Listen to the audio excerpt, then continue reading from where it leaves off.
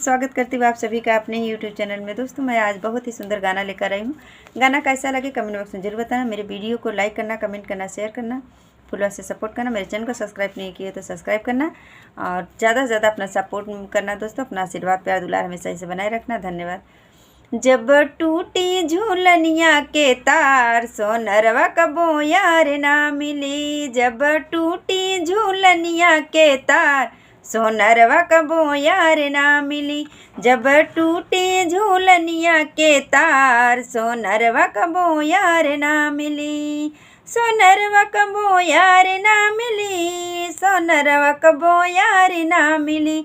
जब टूटी झूलनिया के तार सोनरवा कबो यार ना मिली। जब टूटी झूलनिया के तार सोनरवा कबो यार ना मिली। हमरे ससुर जी के तीन तीन बेटा हुआ। हमरे ससुर जी के तीन तीन बेटा हुआ। तीन तीन बेटा हुआ हो तीन तीन बेटा हुआ। हमरे ससुर तीन तीन बेटा हुआ। तीन तीन बेटा हुआ हो तीन तीन बेटा हुआ। जब पियवा मिले रंग बाज देवरवा नैन बाज ना मिली। जब पियवा मिली रंग बाज देवरवा नैन बाज ना मिली। जब टूटी झूलनिया के तार सोनरवा कबो यार ना मिली।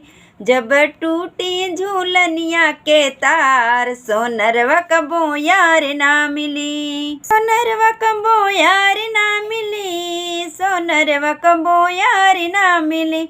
जब टूटी झूलनिया के तार सोनरवा कबो यार ना मिली। हमरे ससुर जी के 4 बीघा खेतवा। हमरे ससुर जी के 4 बीघा खेतवा।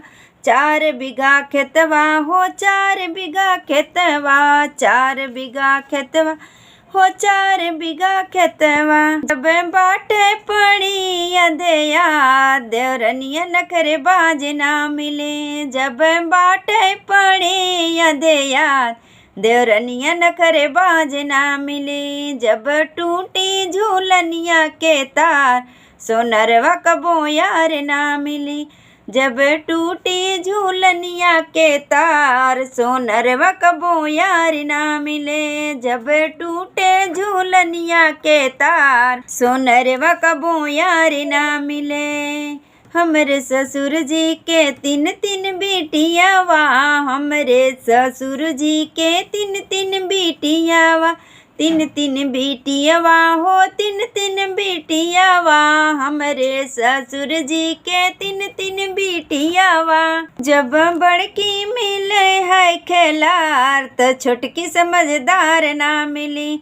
जब बड़की मिली है खेलार तो छोटकी समझदार ना मिली। छोटकी समझदार ना मिली हो छोटकी समझदार ना मिली।